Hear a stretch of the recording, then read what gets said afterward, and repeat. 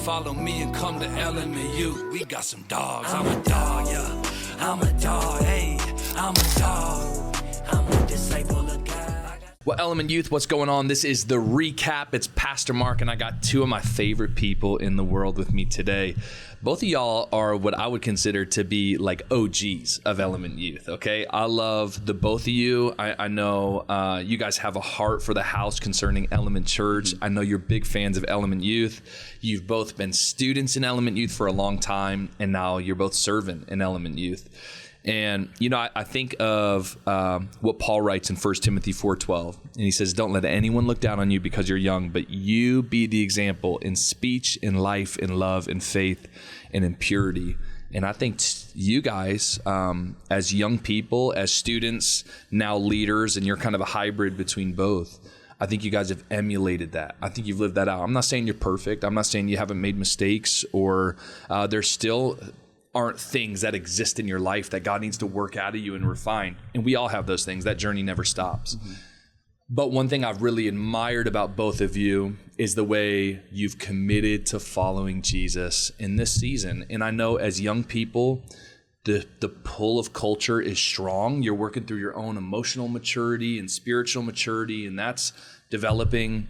But you guys have been committed, in many ways been unwavering. So listen, for those who are watching, they may not know who you are. So maybe introduce yourself. And when you do, I would love to hear maybe like a favorite moment in EY or one of the ways you've most been impacted by the ministry of Element Youth or maybe even something that stands out as like, this was one of the most meaningful moments I had in the ministry.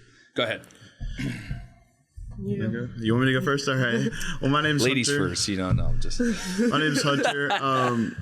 You know, I think I've been going to EY now for I want to say 6 or so years. Yeah. Maybe a little less than that. But I mean, it's just made such a huge impact on my life. Mm-hmm. I remember it was in 2020. Yeah. It was the pandemic and everything. And weird year. Yeah, weird year. Yeah. I got a call from one of the people working on our youth team asking me to join this program. Yeah. And so we went and we joined this program. And I would say I was going to youth for about 3 or so years before that.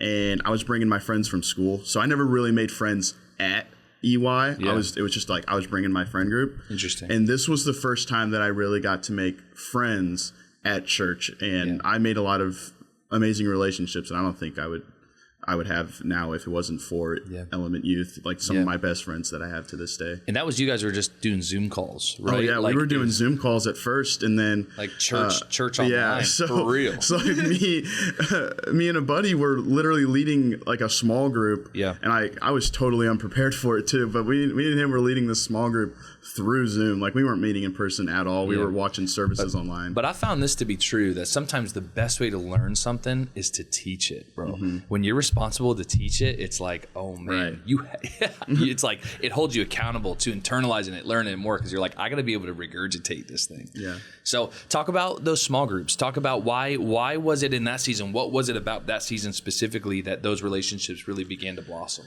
I think it was because like during YLA, my friends from school weren't getting that call to go to YLA. Yeah. Like I was put in a scenario, and I would say that usually like before Element Youth, I was really kept to myself. Okay. I think I got lucky I was growing up with a group of friends. Like we never really split apart, and I had to make new friends, but I was really kept to myself. I didn't really talk that much, and this really helped me like get out of my shell and meet new people, and taught me to communicate. And I think within these small groups, I was asked to lead these small groups. Yeah. And you would have seen me. You would see me like sitting in the corner at youth when my friends weren't there, and I'm just like on my phone. You're like freaking out. And you would see me, and you're like, this kid isn't going to lead us. This kid isn't going to lead a small group. But I think it helped me for the better, because I was able to just work on my communicating skills. And through teaching, it really taught me a lot. Yeah. Because it helped me grow when it came to like today, like being a leader today, being able to help these students grow and help and build up future leaders. Yeah. Man, I think growth most often happens in places where we're uncomfortable. Mm-hmm. And we're not always willing to ourselves step into the uncomfortable, although we should be. And I think as we grow, as we mature, as we get strong in our faith, we understand we have to. So there's a more of a willingness to get into the uncomfortable. But sometimes to have somebody push us into that place, we need that, you know? And I think that's what you experience. But what you find is like, man, God used that to cultivate something in me. God used that to grow my community. And so I think there's even a lesson in that of we have to get outside of our comfort zones to step into all that God has for us. You never know. If we just stay inside our comfort bubble, we may never, you know, we've talked about how 2024 is a year more. It's going to be really hard to experience the more of God if we're unwilling to take steps of faith and get outside of our comfort bubble. So that's really good, bro. Thanks for sharing. All right, lady, why don't you tell us who you are, and you can answer the same question. I'm Savannah. I've been going to Element Youth for about 5-ish years now. So Hunter's got you beat. He's also older, though. You know. So. That's fair. That's fair. So it is even at the end of the day. And I actually didn't want to go when I first started. So I was like, we had just gotten out This is 6th grade? Yeah, okay. 6th grade. It can be scary for a 6th grader. You got these high school, you guys like, he has a mustache. Well, I was also halfway through my 6th grade year, so I was already going to another youth group. Gotcha. So I had already made these connections and these friendships, and it was a smaller youth group. So I was like making all these connections. I knew everyone. I knew my youth pastor. I knew my dad worked at that church. Oh, wow. We ended up transitioning into Element. Yeah. And I was like, didn't want to go to church, sat in the back, didn't want to worship on a weekend. And then, which is crazy to think about when I consider for both of you. Because now just about every week you're on platform, you're running around telling people what to do. You're all over the place. Same for you. You're on platform, you're engaging kids, you're running around the room, you're in videos or posting. You guys are everywhere. And to think, and I think that should testify to some people who are watching of like, God couldn't use me. I'm too shy. I'm too awkward. I'm blah, blah, blah, blah, blah. And it's like, if you'll just get started, I think you'll be blown away by what God will bring you into. So I didn't mean to interrupt you, but I love that that's a part of both of your stories. That was never my issue, obviously, but, but for you guys, it's cool. It's encouraging to hear, look how God grew you. Look how God's using you now, you know? Yeah, but it was something that I was like, I didn't want to transition into. I had already transitioned into, like, we've just traveled a lot. So finding new church homes has been something that I've grown up with, and I didn't want to do it again. Yeah. And I was like, okay. And my dad was like, you're going to youth, because he worked at Element, and he still does. Now my mom does. But they were like, you're going. And I was like, okay. So I went, and we actually you need parents. We had mandatory small groups at that time. Okay. So it was something that we all had to go to. Yeah. And I met a group of girls, and I don't think I would have kept going if I didn't meet them. Yeah. I met one of my friends who I'm still friends with now, Piper. She's off at college, but we love her. Come back, Piper. But like those friendships grew because of that, and I think Element Youth and the community that we build with it is why kids stay and why I stayed. Yeah. And I think through YLA in 2020 with that weird year, and we were kind of doing YLA, but not really, that connected us, like all of our friend group, and now we have this big friend group that I never had. I mean, Proverbs 27, when it talks about iron sharpening iron, like I never had those friendships where I felt like I was growing and they were growing in our walk. Yeah. And now I finally have that, and it was through youth. I love it. I think something that's important to consider as you guys are sharing, you know, the question is, share one of the most meaningful moments, one of the greatest impacts Element Youth has had on you. And notice your story isn't, this one time when so-and-so preached this message on David and Goliath. This moment during worship where I just had an encounter. Not that those moments aren't meaningful and that God doesn't use those moments. We need those moments. We need encounters with God. We need moments where he marks us. But I think what's important to understand, and even for youth pastors listening, for kids listening, what's been most meaningful is what you've experienced in community, right? And so it wasn't a moment in a message or a moment in worship. And I think there's something to that. And I'm even listening as a youth pastor, like, okay, I got to remember how important the community aspect is of the ministry, because I'm a preacher, y'all know that. So I can be caught up on like, all right, how can these kids catch this? And this night's going to be powerful, and like energy and effort can flow there. And it's like, are we putting that same energy and effort into what pathways are we making for connection? And so we've been in a season where we're doing small groups in our youth, and I'm hoping that kids are experiencing what you guys got to experience through them. Yeah, I think it's cool to see, especially YLA this past summer. It was good. It's like shout out Joel, huh? Yeah, but it's a new group of students. Yeah. That's outside of the group that we've had, right? Yeah. And it's cool to see them. The next wave of the students is so cool to see it. That's going to be our core, right? Yeah, so I just think it's awesome I think one of the coolest parts of being a leader at Element is just seeing these new students take that step and really just build their leadership skills. Yeah. It's so cool to see. Yeah. Yeah. So, I talked on the front end of this conversation, although you guys have been young, you've really made strong efforts to follow Jesus well. And God's been a part of that process, obviously. It's been his grace. It's been his mercy that he's distributed to you. You haven't been alone in that process. His Spirit has empowered you. But I also think that God gives us, and I don't even understand it all, but God gives us this wiggle room to choose. We have this option to be faithful or to not, to submit to the Spirit or to choose our flesh. And I'm sure we've had moments where we've chose our flesh and moments where we've chose the Spirit.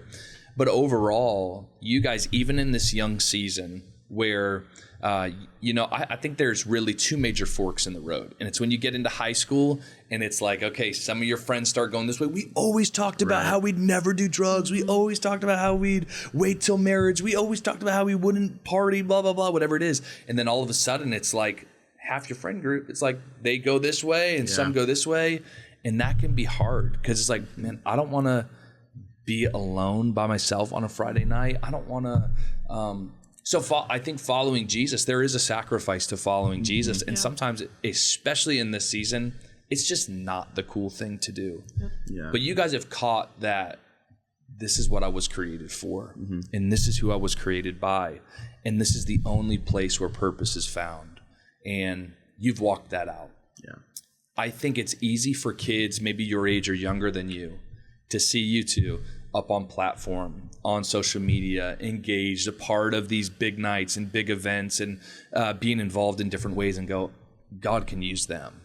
And I get it. Yeah. Now, they don't know you were the shy kid in 6th grade who didn't want to talk to anybody, but they can think, God could do it in you. I know God can do it through you, but he couldn't do it in me. I've tried and I fail. And I want you guys to take a second because I think that's such a lie from the enemy. Yeah, absolutely. How would you minister to the heart of the student, to the mind of the student who's like, I want to follow Jesus well, but I can't.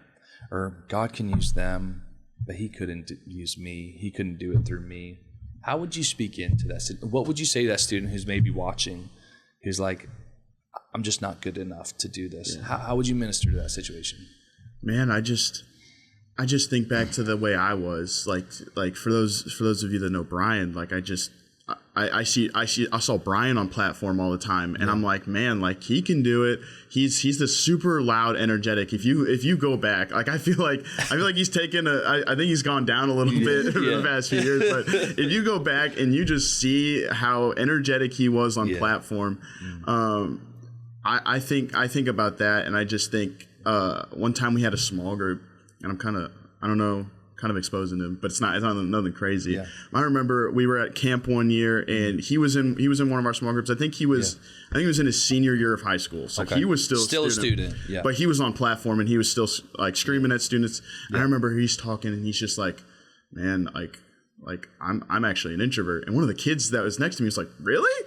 You're an introvert? Yeah. And I remember even thinking that, and it's like, he was probably in the same place I was. Yeah. And it's just about really taking that step of faith, taking, just saying, God, I know right now I think I'm not good enough. Yeah. But I know that through you I can do amazing things. That if I follow your will for my life, Father, I can do amazing things. Yeah. Yeah. It's good. What would you say, Sav? How would you minister to the girl or the guy even who, they struggle to believe maybe when I'm 40, maybe when I'm 35 versus like truly believing I can follow Jesus well right now? I think I got trapped in that lie. Yeah. Being in school, now that I'm homeschooled, that's a little bit different, but being in school and being so heavily involved and having sports and having clubs and all these things and being trapped in that, I can't do anything, I'm not going to share, I can't be that person. And I think we get trapped in that lie of, I'm not good enough, they're not going to listen to me because I'm young. Yeah. I think it's that step of knowing that it's not all about being this super wise, wisdom-filled, know every verse in the Bible, know everything. Like, God commanded us to love each other just as he had loved us. Yep. And that's point blank all we need. Like, and so if you're going to show God's love and if you're going to show his grace and if you're going to show your faith and walk that out, I think that's going to transfer over and reflect, and people are going to notice that, and they're going to start to get that. And that's where now people are now coming to know Christ, because they're like, why are you different? Why are you like this? Why are you, it's not this, I need to speak on platform, I need to be this crazy thing. It's simply loving others just as God loved us and building that relationship with them, but also building a relationship with God as you do it. I love that. A lot of great points there.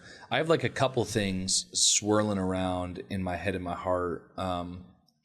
I think sometimes what we do is we look at somebody who's ahead of us, who's more spiritually mature, and we go, I can't do it like them, so I'm not even going to do it at all. But what we don't realize is we didn't see their growth process, their highs and their lows. And I think it's understanding this spiritual maturity thing, following Jesus well, it's just not an overnight thing. It really is a process of God taking us from glory to glory, us coming into agreement with God, us getting stronger.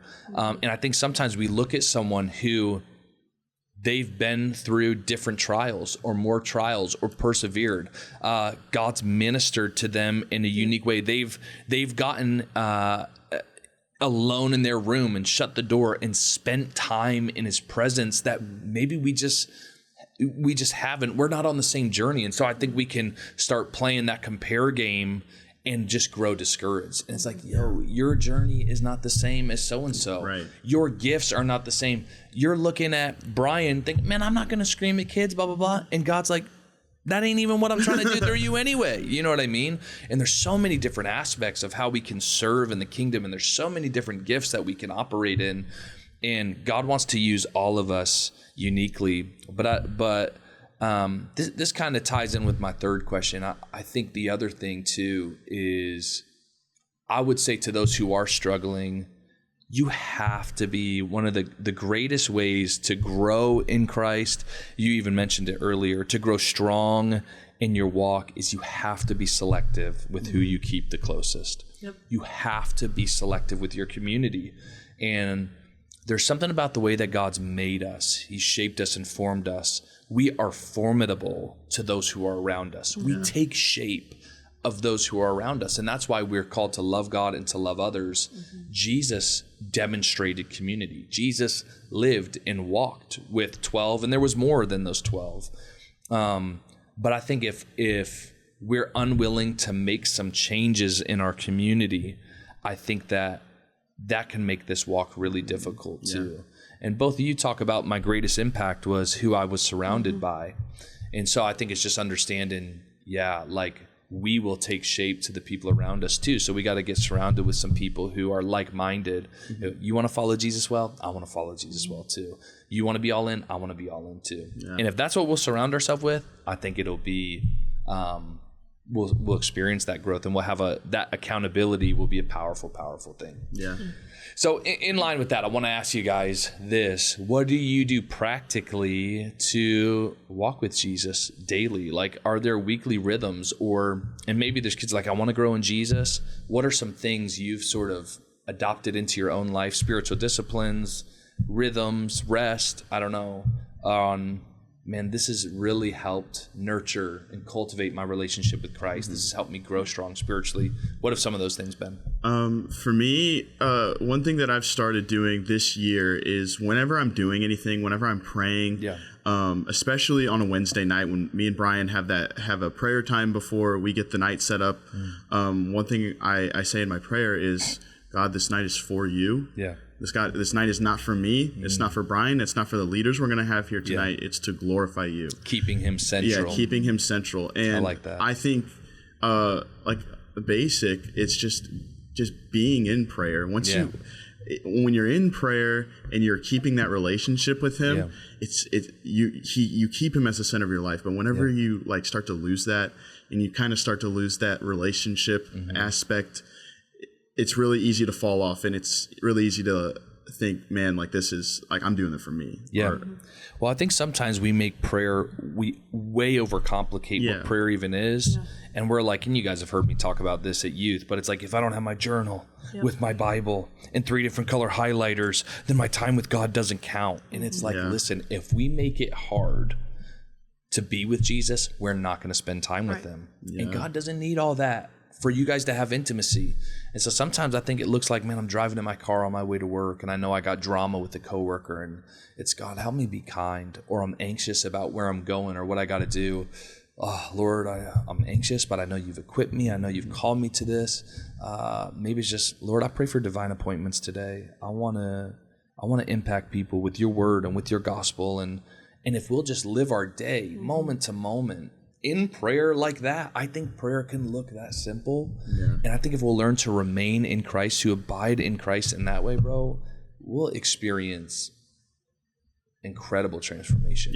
So, what would you say, Sav? Speaking on just being in prayer and it not being such a I have to sit here and I have to be in my room with the door closed and this has to be this type of way, and it looks practical. Like walking out, it's a relationship and it looks practical. Bringing up the car, I actually have started a couple months ago using my time to drive to work to pray over my students and to pray over their families, pray over safety over them. If I went to work on a Wednesday last week and it was, okay, I'm going to pray over my students at work, but now I'm going to pray over youth tonight and what God's going to do through them. And I think having that mindset of praying and worshiping and being in worship continuously, it really shifts your mindset. And it helps me have a better heart, a better attitude, but then it's also building that relationship with God. And I've listened to the same song every day. Come on, I'm not the only one who I get on songs for real, and I just repeat till I'm burnt out, and then I find a new one. I'm like, I cried about 3 times of this one. I'm gonna park here for a second. This song is a prayer. Like every day, it's a prayer for me. It's more like Jesus. I could not tell you the name of the artist, but it's more. That's like how you Jesus. know it's good. Yeah, I love that song. And I love it brings me to a state of, this isn't about me. This is all for God. Make me more like Jesus. Shape me into him.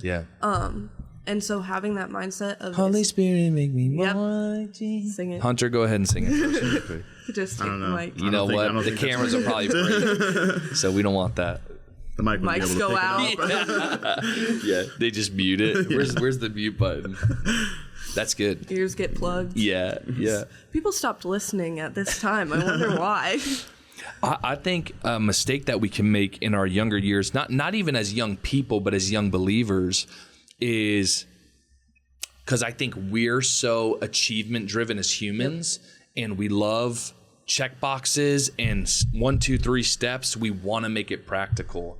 And so we're like, did my reading, worshiped. And I think we lose sight of what the purpose of our spiritual disciplines is. The purpose of our spiritual disciplines is Him. It's seeking His presence. It's hearing His words. It's tuning the eardrum of my heart to His voice so I can be sensitive. It's making my requests known, but it's communing with Jesus. And again, I talk about this verse all the time. You guys are probably burnt out on it, but literally John 15:5 is like, those who remain in me will bear much fruit. Apart from me, you can do nothing. And it's like, we don't bear much fruit to abide in Jesus. And sometimes we get it backwards. And I think those kids, those students, believers in general who struggle to follow Jesus well, I think it's because they're trying to they're trying to be good enough for God. Yeah. Am I doing enough? Did I not sin enough? Did I read enough? Did I watch enough sermons? And it's like, yo, you're doing for God, but you're not spending any time with God, and He wants you more than He wants your work. Right. And so if we can catch that at a young age, and if that can be the heart of our spiritual disciplines, I think that's also where we'll start to see real spiritual growth and true transformation. Yeah.